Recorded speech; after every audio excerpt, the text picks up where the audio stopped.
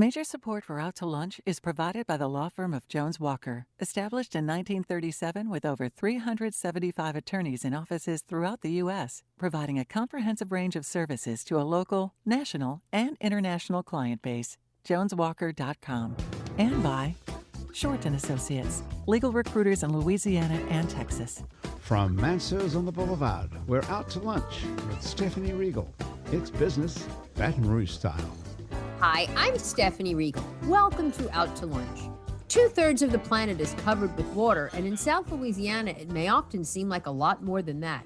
We are surrounded by lakes and bayous, bisected by one of the largest rivers in the world, and sloughing off a football field of land every 30 minutes into the massive Gulf of Mexico that makes up our south coast. We are so vulnerable to the power of all this water, and also so dependent on it. And yet we love the water, rely on it not just for sustenance, but recreation, and even pay companies to dig pools of water in our backyards so we can swim, sunbathe, and entertain. Unsurprisingly, Louisiana businesses and institutions have become experts in water, how to contain it, control it, and have fun with it. With me today to discuss this is Alyssa Dawsman, Senior Vice President and Chief Scientist at the Water Institute of the Gulf, an independent nonprofit applied research institution that was created right here in Baton Rouge a little over a decade ago to advance science and develop integrated methods to solve complex environmental and societal challenges around coastal and climate-related issues. Alyssa has more than 20 years' experience working in hydrology and science to support decision-making. She currently leads strategic planning efforts for the Governor's Climate Task Force, as well as for the Capital Area Groundwater Conservation Commission. In addition, she's working with the U.S. Army Corps of Engineers on developing and implementing strategic planning for research and development. She's an expert on issues related specifically to the Gulf of Mexico and has been published and lectured all over the world. Alyssa, it is a pleasure to have you here on the show today. Thanks so much for joining us. Thank you so much for inviting me. I'm looking forward to talking with you guys today. Joining me and Alyssa is Parker Ewing, owner of Ewing Aquatech Pools, a Baton Rouge-based swimming pool contractor that has been in business since 1966 and has designed and built more than 6,000 swimming pools and hot tubs for customers throughout Louisiana and Mississippi. Parker's father started the business in Alexandria. Parker joined the company in 1991 after graduating from the University of Alabama, where he majored in political science and Russian, an interesting combination. I think Parker said he uses his Russian about every day in the swimming pool business. Parker, thanks so much for joining us and for being here on Out to Lunch. Thank you for having me. Well, Alyssa, I want to start with you because I think a lot of people don't really know what the Water Institute of the Gulf, or TWIG is the acronym. You see those pretty buildings down by the river, but is it a research park? Is it a scientific thing? I mean, a little bit of everything? No, that's an excellent question. So a lot of times people get confused with the Water Institute and the Water Campus. So the Water Campus is a place that has pulled together like the Coastal Protection Restoration Authority. LSU has a building there, and the Water Institute is homed in one of the buildings on the Water Campus that overlooks the river. And so the Water Institute, as an applied nonprofit research institute, we like to think of ourselves as really in a niche between where integrated science supports decision making. So really working with people who are trying to make tough decisions, and that could be governments, that could be other nonprofits and foundations, right? It could be private companies, and we work with all of those.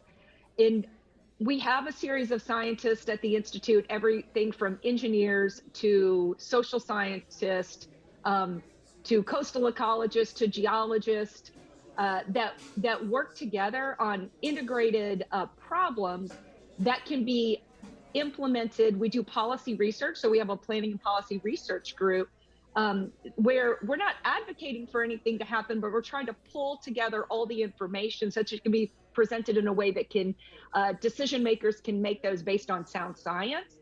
And we really like to work collaboratively. So we work with a lot of universities and others to pull those together and that research together.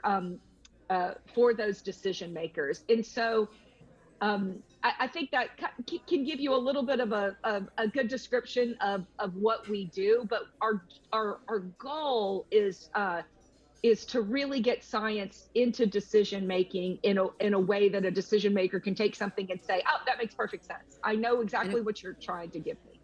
And of course, that makes so much sense given that Louisiana, like I said in the introduction, is so surrounded by water. I mean, this is an issue we really have to get our heads around.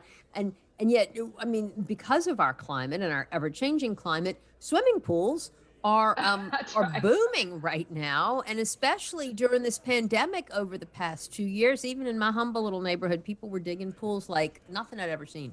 Parker, this is a good time to be a pool contractor, yes? It is. There are a lot of challenges that we've never seen before. Materials are harder to get. Chemicals are harder to get. Employees and just everything is a little bit more challenging right now. But at the end of the day, I always tell everyone I'm happy to be busy, and it could be a whole lot different. And so you have to step back and take the big picture and say, I'm really busy. I've got a lot of work. So I'll take that over the phone not ringing any day.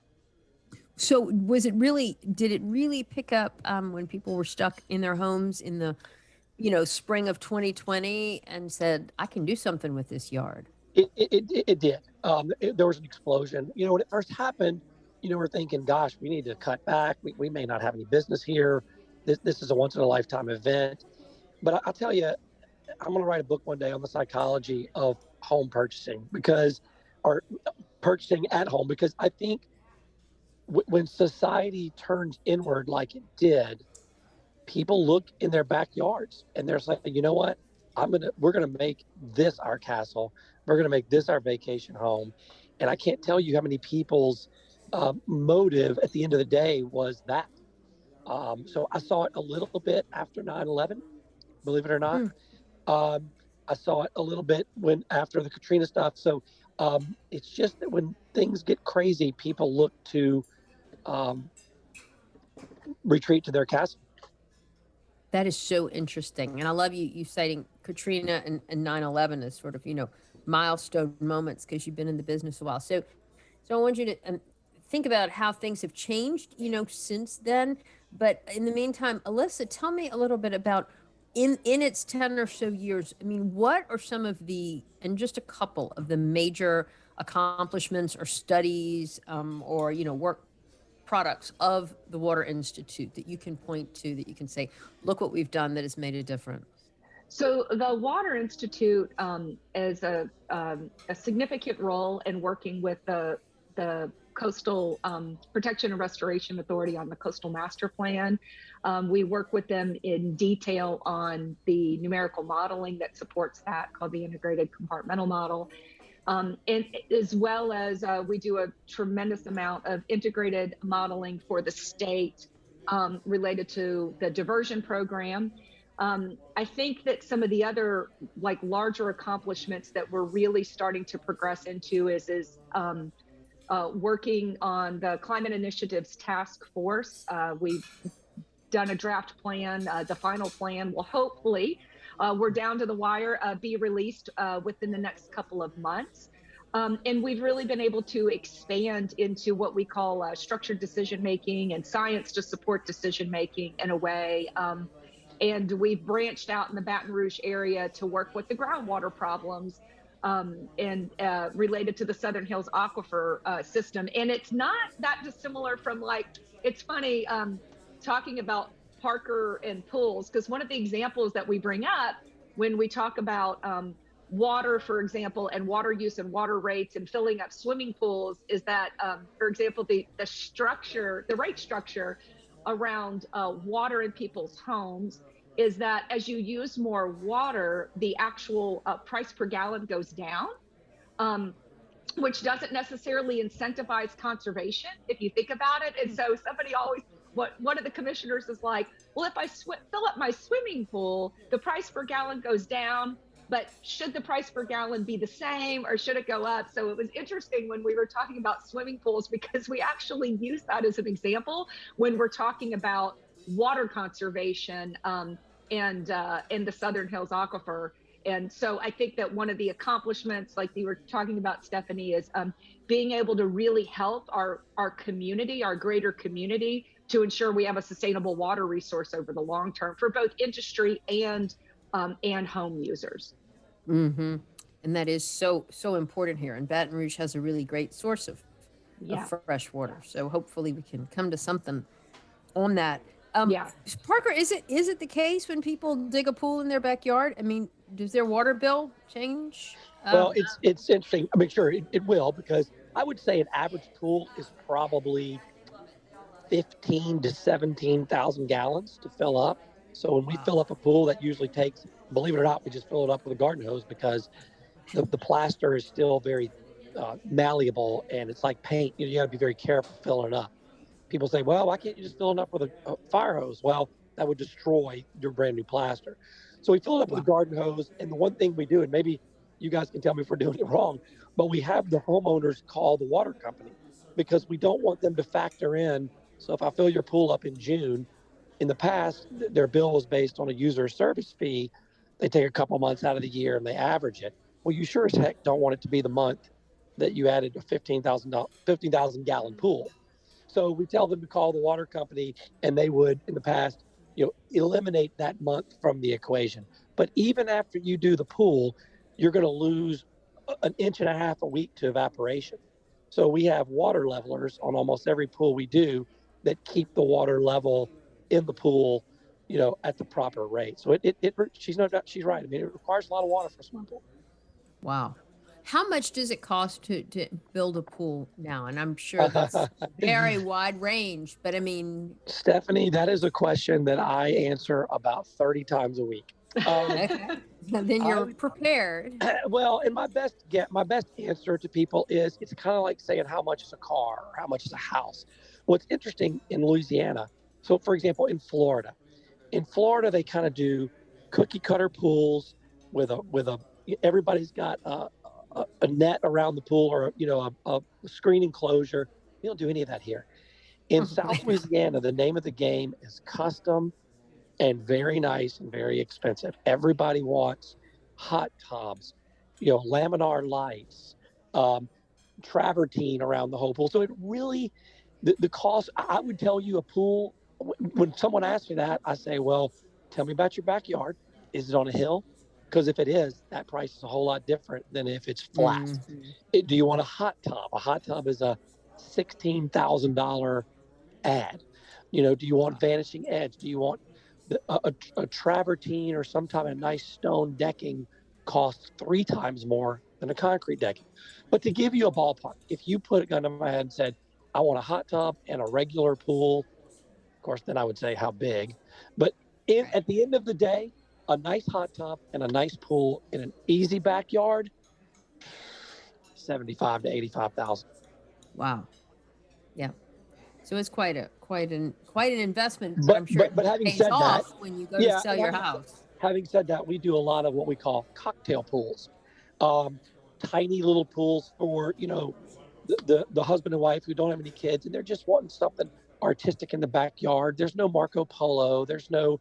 They're just wanting something nice. And when they get smaller, they get cheaper. It's concrete and steel. The less concrete, less steel, less money. And I would say the floor is probably 50. We've done plenty of smaller projects for that range. Because our ground is so soupy and swampy, I guess less so here than, say, in New Orleans. But I mean, does that make it harder to dig something that's not going to sink and crack and get all mushed up? Sure. There can be. I mean, there are certain areas where we have to do pilings. We have to soil samples to determine. We did one in Riverbend, which, if you know, is very close to the river, and she'll be interested in this. We had to go 13 feet down. He's a scuba diver, and he wanted to go 13 foot. And I was just like, man, I don't know if we can. I mean, we're going to be digging up buckets of water. So we had to develop a system to get. And he was really cool and understood. So we developed a sliding scale that we would just get down as far as we can. So everything's based on the water table. And in that particular instance, we were able to get down to 13. But the structural enhancements we had to do that were significant. Groundwater it's a big deal. You're listening to Out to Lunch. I'm Stephanie Riegel. I'm talking to Parker Ewing of Ewing Aquatech Pools and Alyssa Dossman of the Water Institute of the Gulf. Alyssa, you had mentioned the Coastal Master Plan, and I know, thinking back on what I've read and written about the Water Institute, y'all's idea is to inform the decisions that the Coastal Protection and Restoration Authority makes with respect to policy around good science. What does the science say about our ability to still save the coastline? I mean, is it too late? Are we sort of fighting a losing game? I mean, or can we still really reverse things? And I guess that's a two-pronged question, because when we talk about reversing land loss, maybe we could protect enough coast to support wildlife, but not necessarily humans, right? Right. That's a really good question. So typically when they're talking about looking at the Coastal Master Plan, they think of it as a future without, which means a future without action versus a future with action.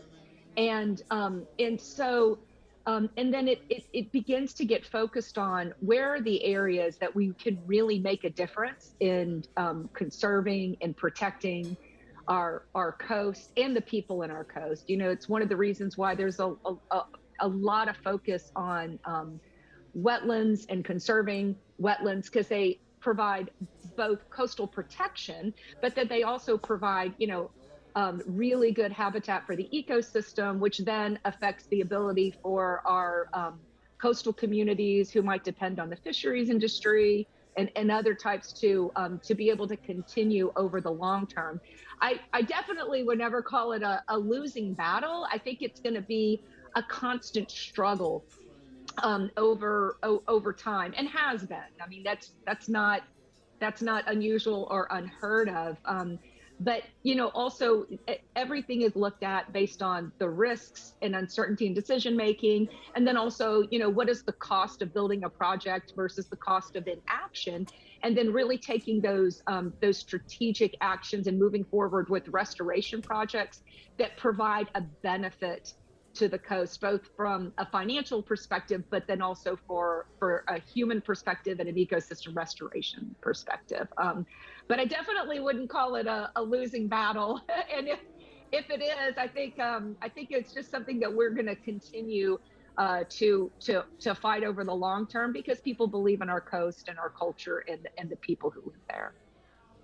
Well, right. I mean, it is the South Coast, and there's a whole lot of energy infrastructure down there too that is increasingly floating, but still it needs some land. The major sediment diversion projects that are underway or in the design, I don't know exactly where they are in the design and engineering at this stage, maybe early construction, but do we think those are going to really make a difference? I think that if they are implemented, they can really make a difference in the areas that they're focused on, both from an ecosystem restoration perspective, but then also a protection perspective, right? As far as protecting some of those coastal areas, helping provide some additional protection to the communities, to the human communities that live inland. And so some of those are in different phases of regulatory review process in engineering and design. Some of the larger ones, some of the smaller ones are Sure. Parker, I wanted to go back to your degree in Russian. What made you want to study Russian? Have you ever been able to use it in your professional life, or did you go do an internship over in Russia, learn about their swimming pools maybe? Oh gosh, what a segue that is. It's a long story, but when I was in college, my goal, my career path, I wanted to work for the Defense Intelligence Agency, and I went to Washington in college and worked there for a little while. And at the time, the Soviet Union still existed, the wall was up, and they were the bad guys. And I wish now I would have taken Chinese, but after working in Washington for a little while, I just decided and was basically told that lifestyle was a sacrificial one. And I knew I was too social and wanted, wife and kids and a normal Southern life, I guess. that a life like that would not suit me. And for various reasons, I just decided it wasn't for me. So what did that leave me? It left me with a Russian language, which is a beautiful language. Um, no, I have barely used it. Every once in a while, I'll run into someone who has it, and I'll say hi to them, and it kind of shocks them. And my wife rolls her eyes. And I try to impress my wife with it, and it never works. So yeah, it's just one of those things. Made a career change, and never use it. And in your career, like, I think it's so interesting to look at swimming pool design, like home design, interior, exterior, whatever. But it's such a change. Like when we were kids, you know, people that had pools, they were basically kind of plain light blue pools. Maybe you had a slide or a diving board, you know. Mm-hmm. And now they've all got these jeweled coatings and and they all look like these very tropical oases. They've gotten so upscale. They have. When I started, it was the same thing almost every time. It was a pump, a motor, a filter, and a light. Mm-hmm. And the pools were relatively the same. And if you had a waterfall, that was pretty fancy. Now everything's automated. It's all an app on the phone. The big thing now are the outdoor kitchen spaces. So now everybody wants to build, you know, the kitchen with the fireplace and the bathroom, and it's just like everything else. Things have just gotten exponentially more detailed, complicated, and expensive. Yeah, very, very upscale. Are pools good for the environment? Are they good for our natural landscape? Or bad or neutral? Does it matter? That's probably above my pay grade. I don't really Alyssa? know. I mean, Alyssa could probably tell you more. I probably should, Alyssa. I'm treating all the water with chemicals. Well, that's okay. It's keeping them safe, right? Keeping the people safe that swim in them. And so, so I don't know. You know, it's interesting that you were bringing that up about the soils. I'm actually, my job at the Water Institute, my background is geology, right? Is actually what my PhD is in, but I don't do a tremendous amount of geology right now in my current job, although I'm a geologist. But I find it interesting that you have, you know, you're like looking at the soils and talking about the water table. And honestly, you know, considering that pools are going in to an area that's already built up, right, where homes and other things are. I mean, it's not like you're going and putting out pools in the middle of a wetland restoration area, right? They're going to, there's already, you know, construction, there's already infrastructure. So honestly, I don't probably think it makes that much big a difference, as long as people are taking care of them, right? And they're not, and hopefully not leaking, you know, contaminants into like a drinking water system. But, you know, the drinking water doesn't come from the superficial aquifer areas, like in the Baton Rouge area, right? For example, it comes from much deeper into the ground, right? Hundreds and hundreds and hundreds of feet deep. So I'm sure in some areas it could be an issue, but not in areas. So. No, you're right. I mean, it's as you know from your background, the ground movement, it never loses. And so you have to be very respectful of and aware of soil movements and conditions. And there are certain areas in town where I will not, I mean, there are guys who just want to go dig a hole, and I won't do it without a full engineered workup. It's just the forces in the ground are monumental, and they will tear up a backyard in 2 seconds. Yes, it makes you wonder, does anybody building levees ever consult swimming pool contractors? Maybe they should. We've actually done, we have in the past, we've done some consult.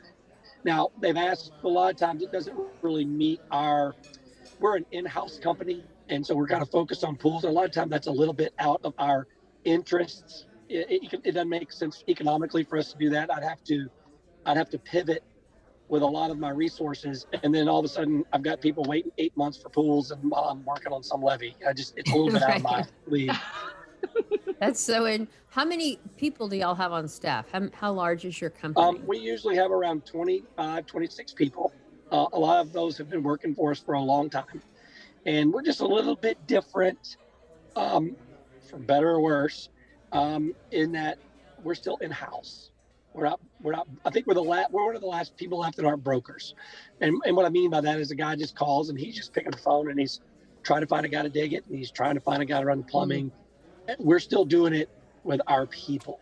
And so that has its challenges, but at the end of the day, it allows us to control it. And I wouldn't have it any other way. Alyssa, how big is the Water Institute now? How many scientists do y'all? We have 70 people right now working at the Water Institute, and that includes scientists, researchers, as well as like operational staff that support. And we have over 50 full-time, and then approximately 20 or a little less part-time, for example, like senior advisors and senior fellows and things like that. So we, in 2021, we hired 28 people.